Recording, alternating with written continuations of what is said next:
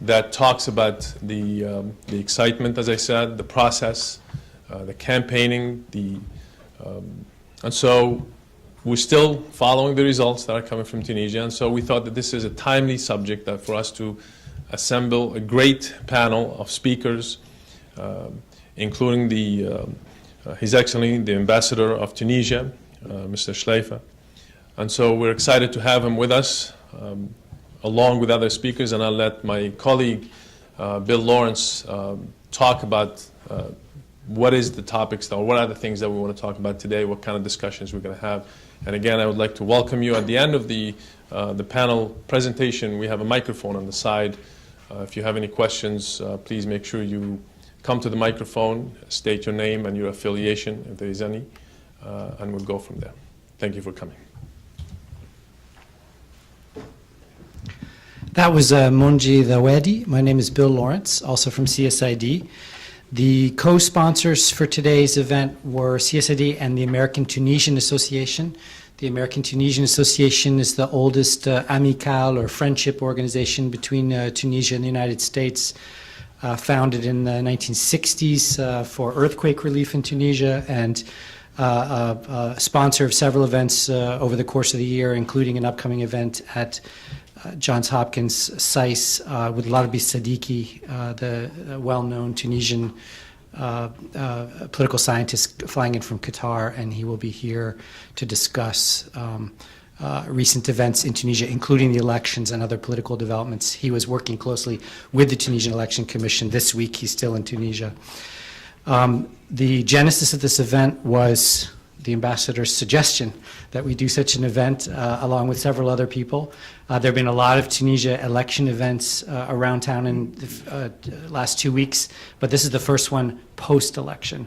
We were hoping to have results by today, and now we're hearing about discussions going on in Tunisia about the results. I don't anticipate any large problems, but perhaps our panelists can address that issue. The bios of the speakers have been distributed, so I won't go into great depth.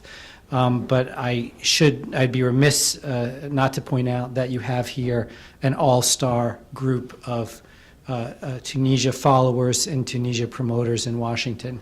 It doesn't get much better than this group. We have the ambassador himself, who's been here and working hard since just earlier this year when he handed his credentials over to President Obama. We have Jeff England, who just helped lead one of the main American observer missions to the Tunisian elections and is the longtime follower of North African politics at NDI. We have Steve McInerney, who is hands down probably the best promoter of U.S.-Tunisian relations in Washington, D.C., author of the letter to Senator Kerry earlier this year and the forthcoming report from Brookings and POMED on Tunisia, and the best election guide in English on Tunisia, and Daniel Bromberg, who needs no introduction, but let's just say that he is a well-known voice in Washington when it comes to Middle Eastern and North African affairs, and a professor of the best kind, who questions all and keeps us guessing. So without further ado, I'd like to pass the event over to the ambassador. Welcome, and thank you for coming.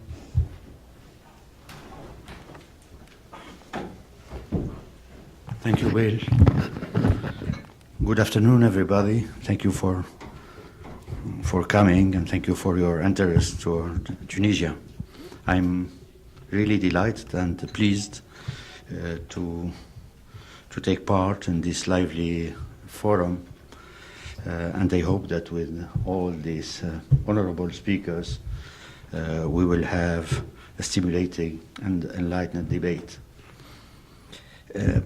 Despite the fact that the post-election situation is still in flux and that final results has not been released yet, I will try in a few words to outline what conclusion I could draw from Sunday's historic electoral exercise and the coming challenge for Tunisia. Tunisia has certainly achieved a new landmark success in Sunday's legislative election, finalizing 3 years of a painful democratic transition and opening the door now for a new step of democratic consolidation. First, the election took place peacefully, without any security incident, which is a considerable achievement. Second, at almost 65%, voter turnout have been satisfactory in the context of generalized political fatigue after 3 years of daily heated debate and mobilization on confronting and conflicting agendas. Third, according to national and international observers, the elections were free, fair, transparent, despite some deficiencies and minor irregularities. Fourth, the results, as outlined by exit polls and preliminary releases by the electoral body, are accepted by all the political parties. Fifth, and the most important, in my opinion, these elections have involved a peaceful changeover of power. This is a most important feature that heralds a democratic culture, breaking with one-party rule heritage and dissipating fears expressed by some observers. The elections themselves have been driven by a twofold behavioral tactics. The electorate resorted to both tactical voting and protest voting, what we call in French le vote utile et le vote sanction. A part of the electorate seems to have decided to vote for an option they perceived as having a greater chance of winning over an option they might prefer in order to prevent an undesirable outcome. This behavior might partly explain the remarkable gains made by Nida Tunis with around 37% of the vote, as well as the poor performance of secular smaller parties. A part of the electorate, too, seems to have opted for protest voting to sanction the incumbent majority coalition led by the Islamists on its security and economic records. This behavior might explain the shrinking of Nahda support with around 26% of the vote, as well as the poor performance of its coalition parties. Part of them have been decimated. The result might seem to perpetuate polarization along ideological, secular, religious demarcation lines. I will argue, however, that the accumulated pragmatism of the leading major parties, as demonstrated by their platforms and discourse during the electoral campaign, will relegate the doctrinal differentiation to the periphery of the political dialogue. Furthermore, the political process since the revolution has demonstrated to all that playing on ideologic polarization is not rewarding. Dialogue and consensus building have proven their merit in national interest terms as well as in partisan perspectives. This is not to deny, however, that the new legislative body will function smoothly. No party holds the necessary majority to form a government. Coalitions are inevitable. 3 options are offered. The first one, a national unity government involving the two leading parties and possibly other minor parties. Nahda party has called for this option well before the election, and Nida Tunis did not unequivocally exclude it. Such a coalition can guarantee some badly needed stability and reinforce the culture of consensus building.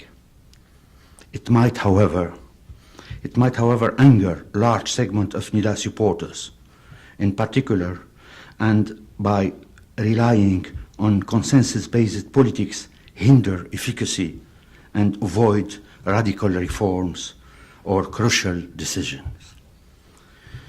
Second option is the technocrat government.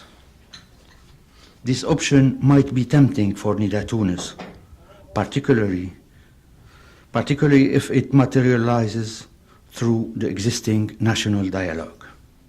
The merit of such an option is to undertake needed reforms and take painful measures without assuming the political risk in terms of unpopularity. It's, however, a difficult option to sell both to Nida party supporters and to major political actors. The third option is a coalition government led by Nida Tunis and involving political allies from the so-called modernist family. The merit of such an option resides particularly in the reinforcement of the concept of political change and political responsibility. It also resides in the potential capacity to act on an unified platform and take the necessary decisions. However, this path is fraught with difficulties. First, some potential partners, particularly the leftist Popular Front, would most probably demand in return a radical leftist agenda that Nida Tunis and AFAQ, the other potential partner, might find difficult to accept it.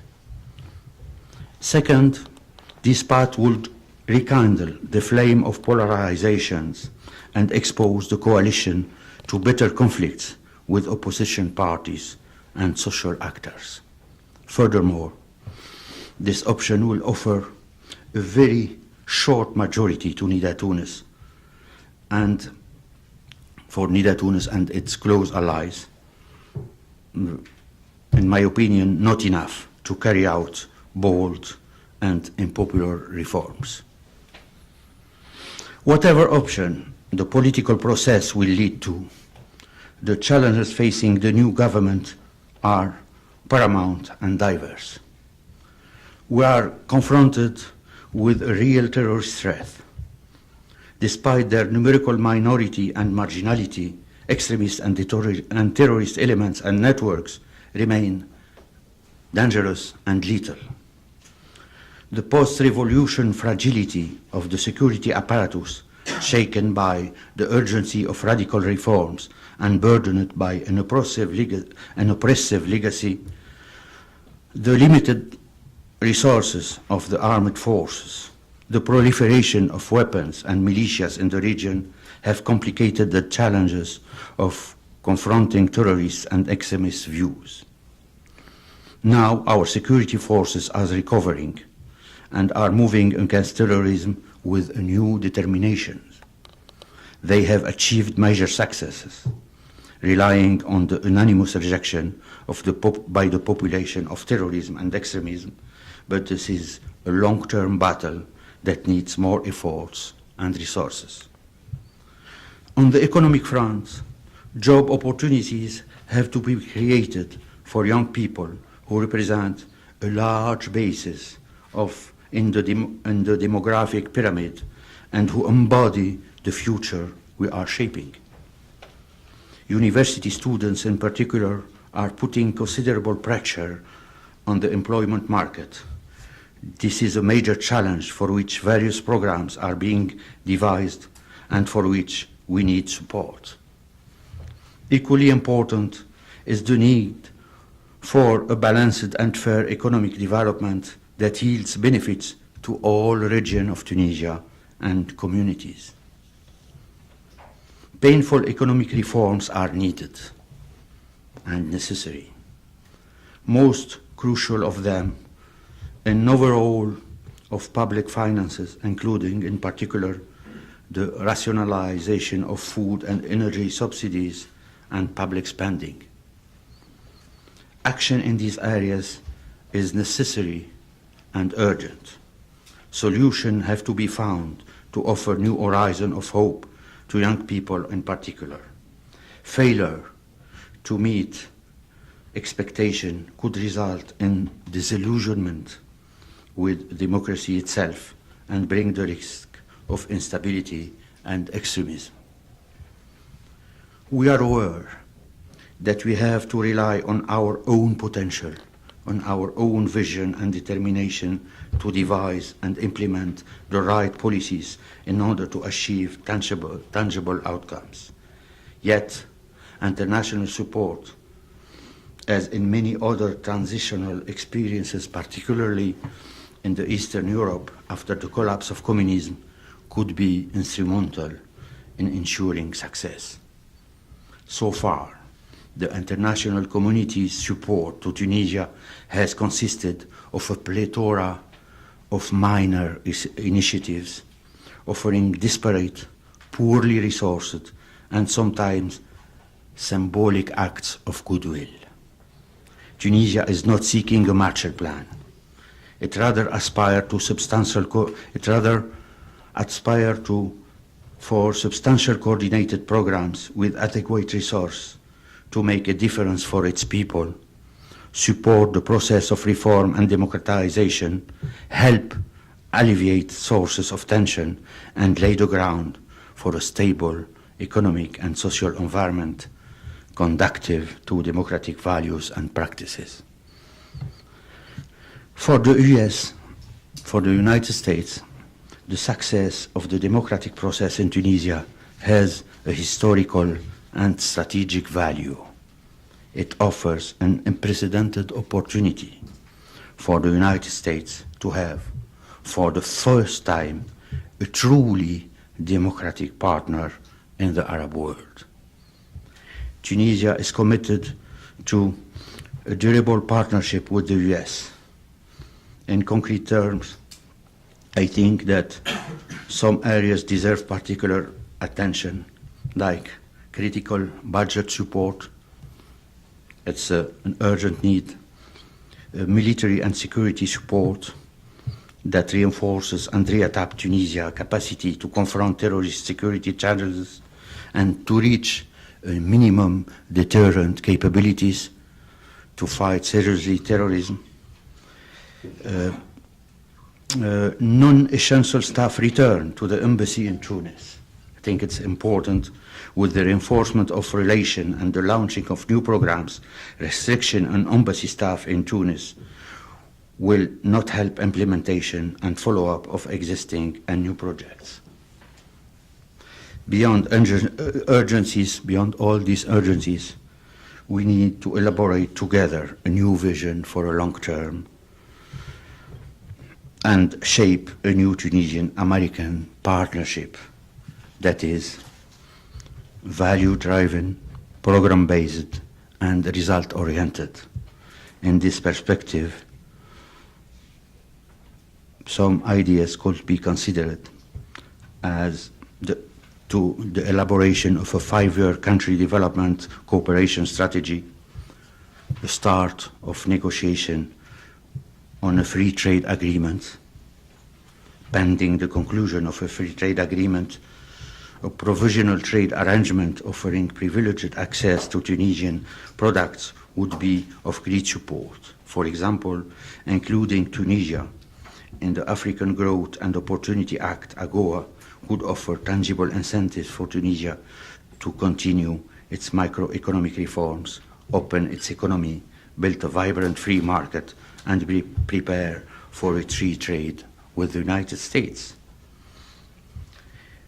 And we can work on establishing a new paradigm for military and security cooperations. The wide array of local and regional security and terrorist issues require increasing twofold the United States military and security support programs, particularly FMF. Such an increase shall serve to finance a long-term comprehensive program with a broader regional perspective that incorporate strategy, personnel, and procurement, and that aims at gradually adjusting our national security policy and capacity to face terrorist threats, with the ultimate goal of making Tunisia a regional deterrent against terrorist groups. Thank you for your attention. Thank you very much.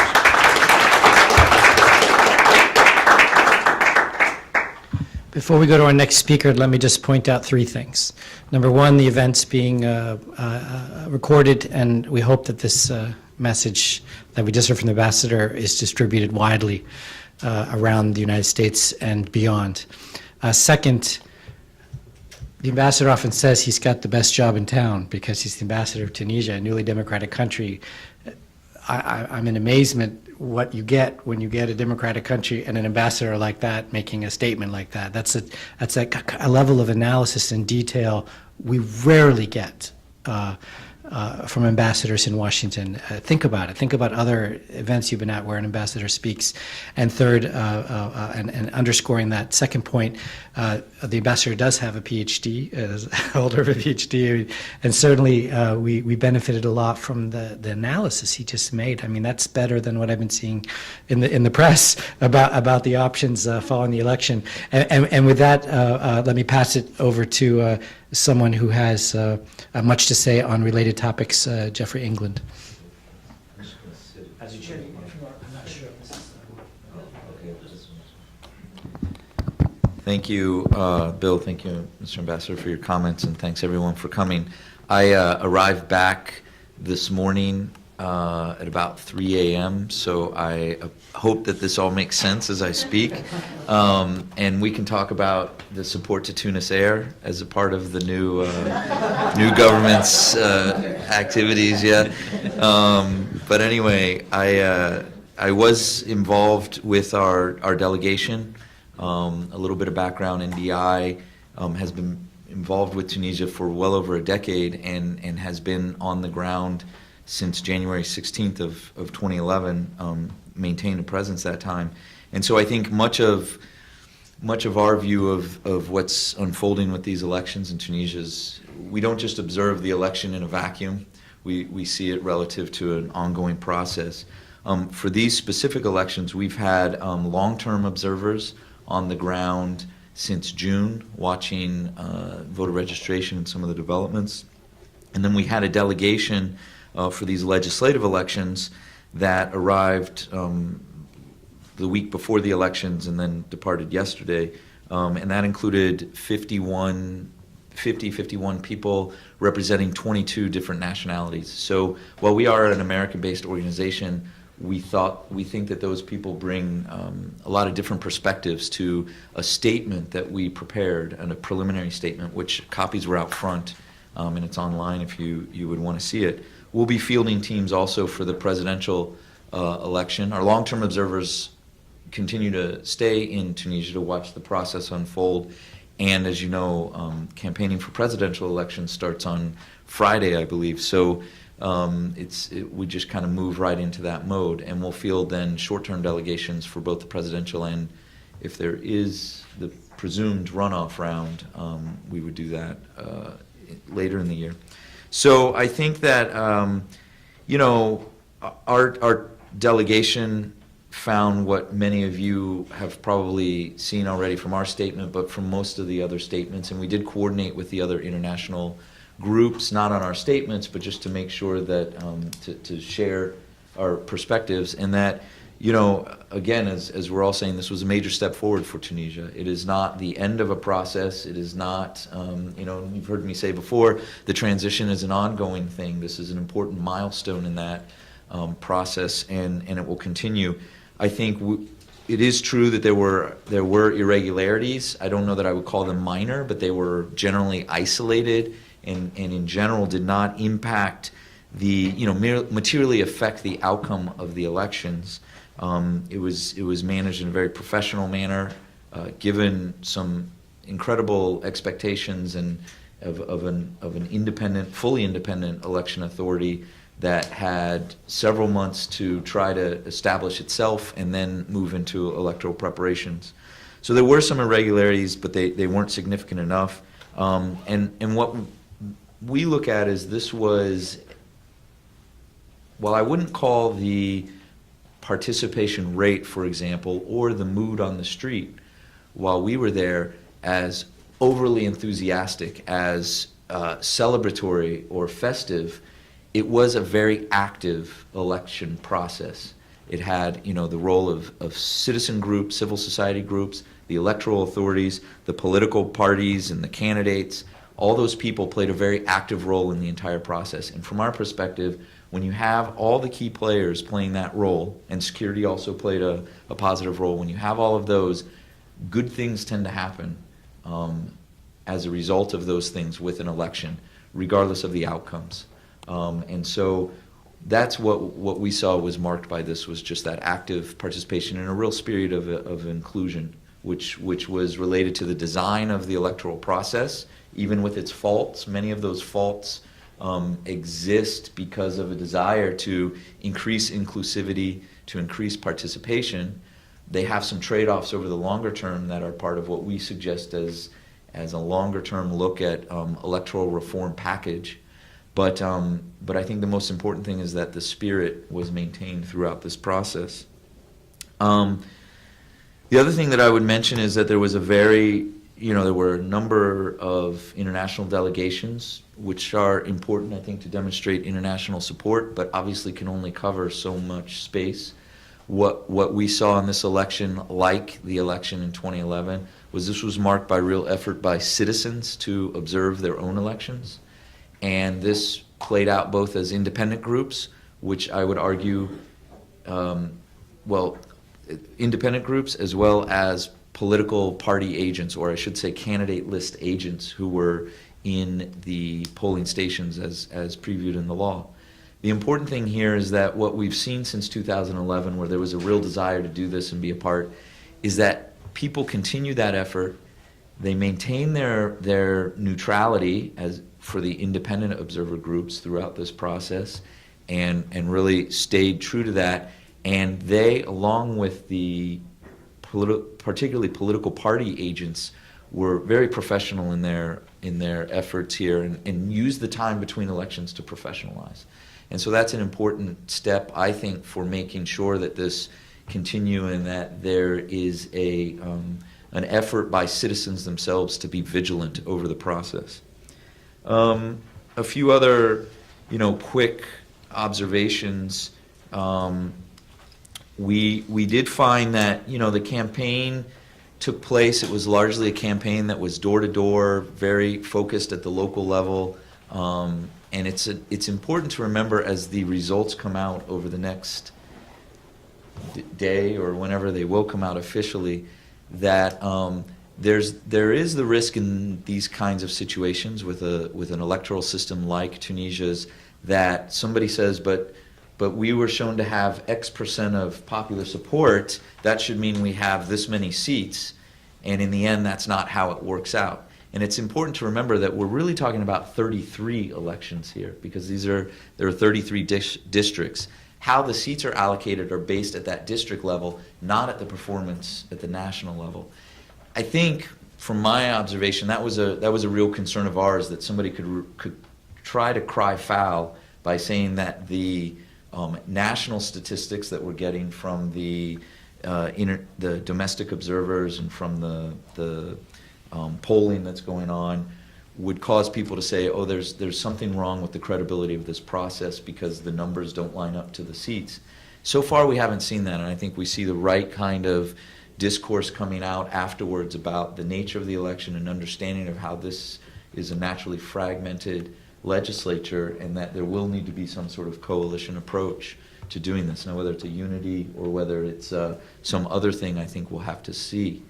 So it's important to keep that in mind, and that'll be something that we'll be watching. But so far, we haven't seen or heard large numbers of complaints or too many things, and we'll just want to make sure that those individualized election competitions don't call into question the overall credibility of the process. As things move on, people can certainly ask me more about our specific observations. I think one of the things we noted was probably not as large of a youth turnout. I don't have official numbers on that. Probably not as large as one would have hoped, but I think that's representative of the broader issue here. And again, back to Bill's question of how are these elections perceived? Are they perceived as ideological, or are they perceived as a very typical kind of response to governance questions and people's disillusionments with some of the processes, which is, I think, how I personally see these numbers. If we look at the relatively small margin between the two leaders, and then still a significant equal set of votes that went to a wide range of smaller parties. We have some people who are participating but not necessarily sold on any particular ideology, but maybe focus more on the governance questions and the needs of the government to be responsive. And so I think that'll be an important thing to see if that spirit of cooperation that's kept the constitutional process, the dialogue process moving, if that can translate into the next government that is established. And I think it's important for the international community to be supportive of that and encouraging of that, because it will be very important. And for the international community to show its support for whatever government is in place, because they're going to have to make some very, very difficult choices that will have political significance and will not be easily swallowed in some cases by certain segments of the population. And so it will be important for the international community, not just the U.S., but all, to continue to be supportive of whatever government is in place because of those challenges. I would add that one of the wonderful things from the international perspective is that Tunisia has provided one of the few places where the international community probably coordinates better than it has anywhere else in terms of its support, in terms of trying not to duplicate efforts and trying to mobilize resources. And I certainly hope that continues and that people don't think, well, they made it through the election, so we can move on to the next crisis. This is the time to really double down and make sure that that support is there, whether it's budgetary support, whether it is making sure that this new legislature can establish proper rules of procedure and continue its processes. And I would just close by saying this formation of a government does not take place in a vacuum separate from the upcoming presidential elections. Yeah. I think that there are calculations going on right now about how that presidential election might play out, and the determination as we look at what the balance of powers may be and whether there would need to be another earlier election than anticipated, depending on the victor in that presidential election. There are lots of calculations going on, and one of the questions will be which parties are thinking about what I would call the long game. They're thinking about life as a political party with a structure that is in place and a set of policies that continue regardless of what the day-to-day machinations are, and which ones are just looking to run in elections and then move on. So I'll leave it at that and turn it over to others. Stephen. Yep, thanks. Thanks for organizing this, and happy to be here. It is, as others have said, sort of an exciting time, exciting moment in sort of important next step in Tunisia's sort of progress in its difficult but very important democratic transition. I'll just sort of start with some general observations on kind of what we've seen so far. As others have noted, the results are not yet final, not yet official. with precision, but obviously the broad contours are pretty well known. We've been trying to track as closely as we can as results have been tabulated, and also trying to follow the debates about what steps are next.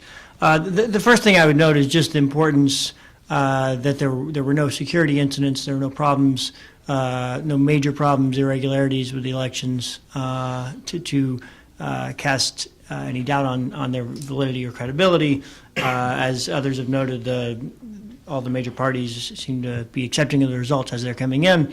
There were, significant concerns that there could be, terrorist attacks or attacks on polling stations, and the fact that there have not been up till now through the legislative elections, I think is an important success. There have been numerous reports of attempted plots and attacks of this kind, and I think it's a sign of important progress that the Tunisian security forces have been successful in preventing and disrupting or preventing those kind of attacks. So that's a first important point. In terms of the results and the outcome, and sort of analyzing a little bit what we've seen, I think it's clear that Ennahda lost votes as compared with 2011 from beyond its base of core supporters. And in 2011, Ennahda clearly, both then and now, is sort of the most well-organized party, has the strongest ability to mobilize its core supporters and ensure that they get to the polls. But in 2011, they enjoyed lots of votes from people who were not their core supporters, but were willing to give them a chance, and perhaps were sympathetic following the repression that they had faced under Ben Ali. They lost a lot of those votes, and I think largely as a result of frustration with their performance of the government, the Troika-led government that the Ennahda was leading over the last few years. I think that it could be an important lesson of the sort of impact and the political cost of performance while in government.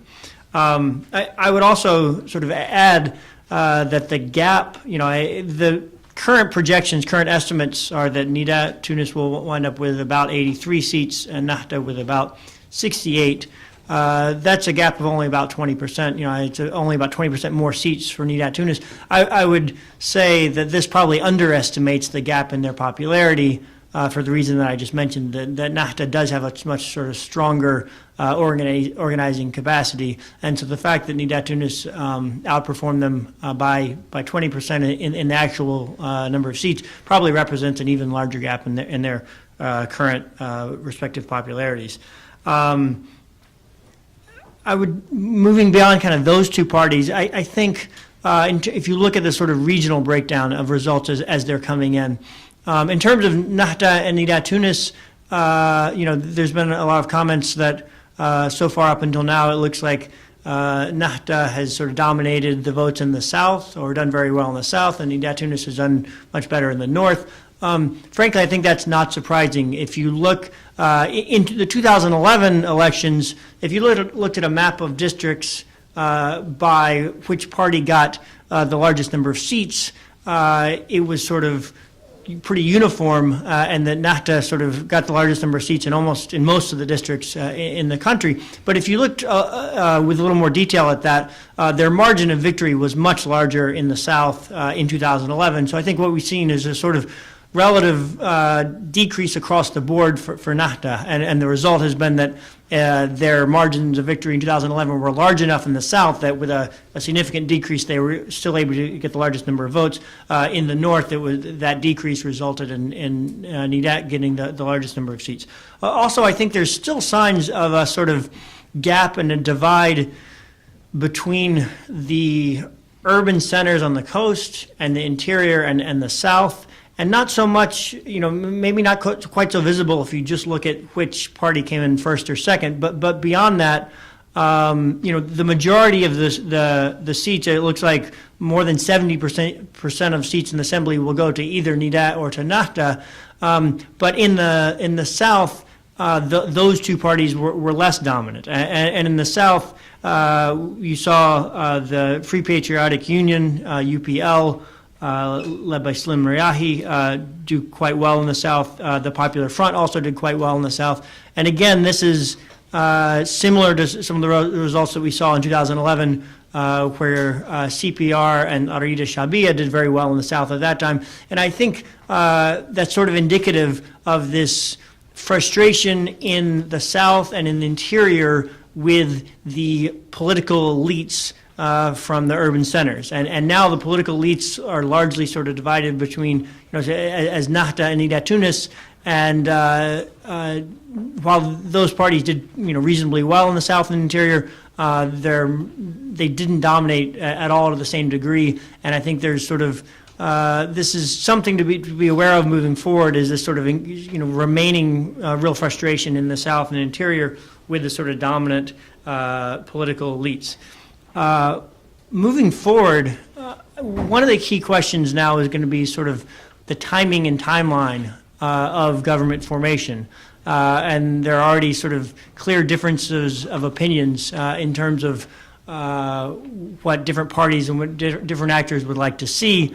Nida Tunis has made clear that they would that they don't intend for there to be government formation, and as their representatives have said, they don't wish to even see a discussion of government formation until after the presidential elections are complete.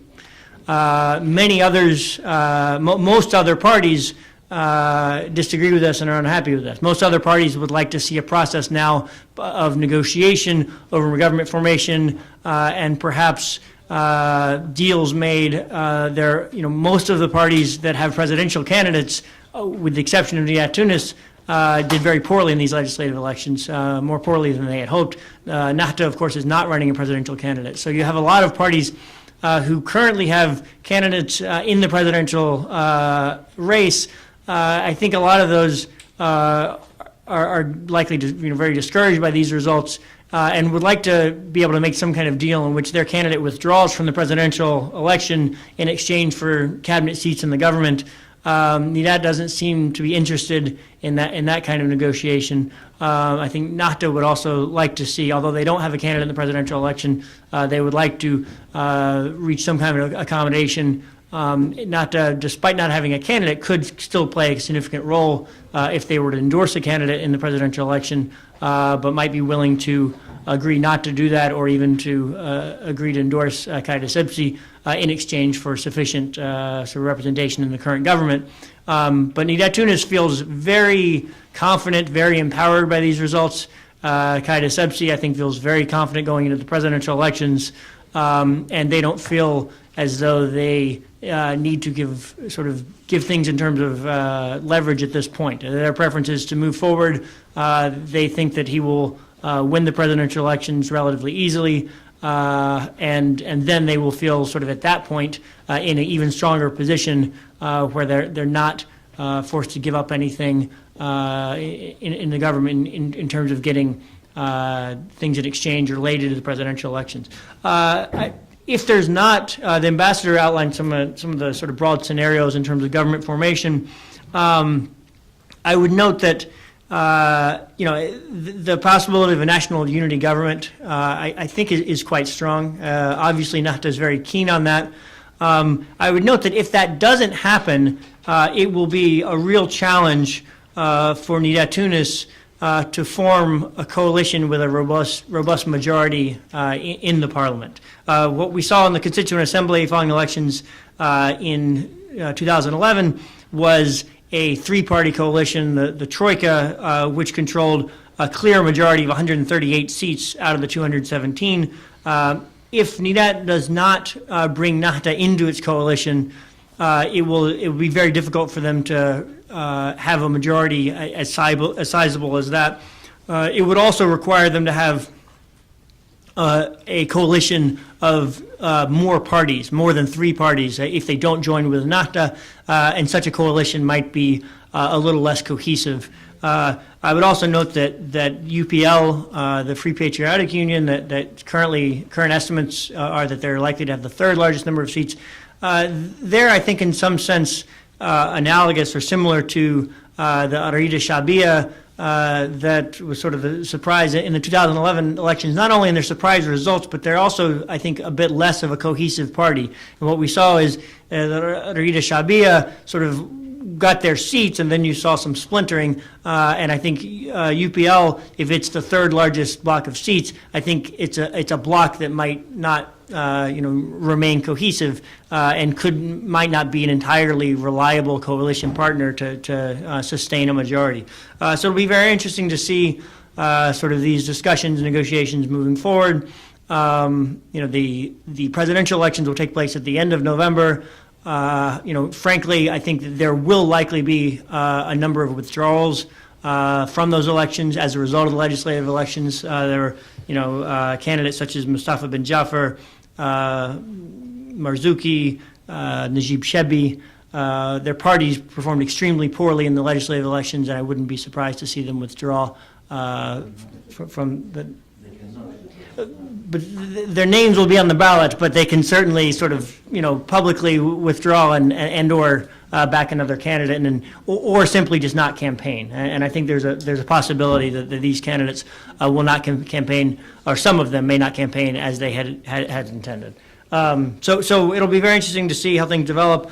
When we get to the elections at the end of November, it's quite unknown, how big a majority any of the candidates will be able to get. Qaeda Sibsi will be the clear favorite. His goal will be clearly to sort of win, if possible, during the first round. But I think it will still be a challenge for him to achieve a majority of the votes in the first round, and it seems quite likely that it could go on to a runoff. I'll leave my remarks there. Turn to Dan. Dr. Well, Probert. thank you very much for inviting me and putting together this fine panel. I'm very happy to speak with you, and particularly on this very happy day and occasion, and I want to congratulate the ambassador. I think you have much to be proud of in what's been accomplished so far in Tunisia. I'm going to not go over most of the ground that's been discussed already, but put the discussion in a somewhat larger framework, and I'm going to probably echo some of the things the ambassador has said here. I do think that the transition in Tunisia has gone through a critical period in which it first focused on the politics of identity and the struggle between Islamists and secularists to come to terms and to find some sort of common ground was, of course, took place against the background of the constitution process and the critical role played by the quartet in the national dialogue in helping both sides come to some sort of agreement. And the fact that they were able to do so and arrive at some basic compromises creates the political and judicial and legal framework that should, to some extent, reduce the heat of these identity conflicts in the next stage, and that's quite an accomplishment. I do not think, by any stretch of the imagination, my imagination, that the identity issue is simply going to disappear. I recall at the Atlantic Council the other day we had representatives from Nahda Nida, Tunis, and one gets a clear sense that there is an enduring lack of trust between the two sides, let's put it that way. That has to do with many issues, including the identity question. It's not something that's going to disappear.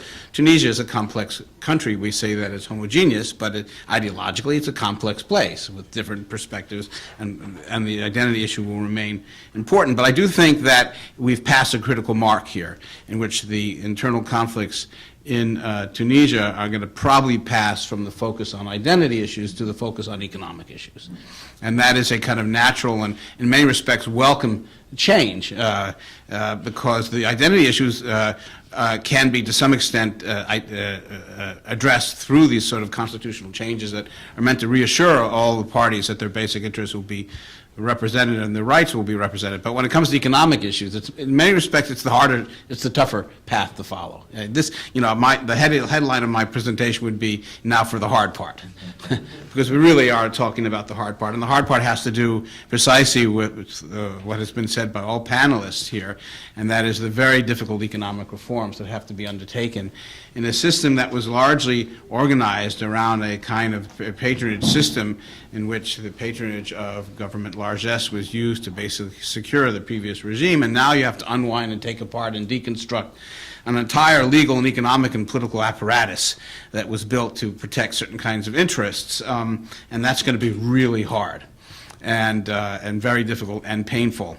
It's not simply a matter of subsidy reforms, for example, although they're very important, but when you consider, for example, the efforts by the previous regime to essentially take land away from potential opponents and the kinds of court cases that are now unfolding as people try to reclaim their land that was appropriated by the government, it's an enormous task. It involves the judiciary, it involves lawyers. I mean, it's enormous, and it's going to take some time. And meanwhile, Tunisia is in dire economic straits. I mean, there's been some improvement in some regard, but the economic situation remains very tenuous, and that is in the context of continuing challenges from radical jihadists, particularly along the border. And there is, while thank God, there was no attacks or no violence of any major kind during the campaign, I think this represents an enduring challenge, and the confluence of the security challenge and the economic challenge means that there will be forces out there, including radical jihadists, who will be willing and ready to take advantage of this sort of situation to push their agenda when they decide that the moment is right. They may, I don't want to sound too pessimistic, but they may have simply calculated that this is not the moment to do this because this would produce a reaction against them. The question is, for them, they're rational actors, how to sort of calculate and game this out. So I think we face enormous challenge, and that ties into the political challenges that have already been mentioned by everybody on this panel, particularly the ambassador, because I think it's going to be very challenging for Nida Tunis to put together a coherent coalition that can address the economic challenges of reform and exclude the Nakhta party. I mean, I just don't see how that's going to happen. Now, of course, there's a certain logical coherence to that kind of to some extent, to that kind of unity government of some kind or coalition government, because the leaders of both parties have pledged themselves to support economic reform. But Nida Tunis isn't really a party. It's a collection of individuals with multiple interests, and they haven't coalesced. They really came to, my sense is they have won in part because they secured a no vote, a negative vote, a sanctioned vote. And that is not a positive vote. In other words, they don't have a mandate.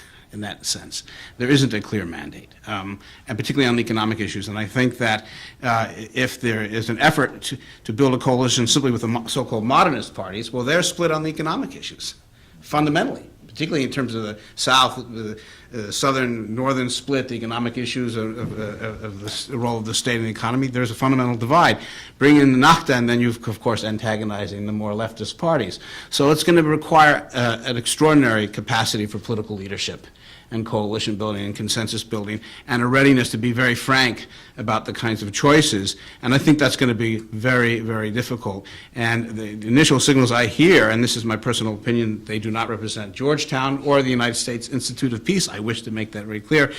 My sense is that if the signals are from Nida Tunis that they don't want a coalition, that they're not looking at a coalition, and I mean with the Nakhta party, that may be a miscalculation, because there's only so many places you can go if you're serious, I must say, about the economic reform agenda, and that's the agenda I think that's going to count. So I think we're heading into challenging and difficult times. I mean, on the economic and social front, and on the security front, and it's going to, a lot will depend, and I think a lot has been said already about sort of how things might begin to break out on the presidential election. That's the next step, because that's going to very much help to determine whether we have a coherent government that's capable of meeting the economic challenges.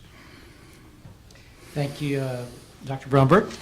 I will make 5 quick points before we go to the next phase, and I'm going to invite Leila. Is Leila here to speak first? After I make my 5 points, we have 2 observers of the elections, other observers of elections here. I'm just going to ask them to speak for a minute or 2 about their experience, and then we'll go to open Q&A.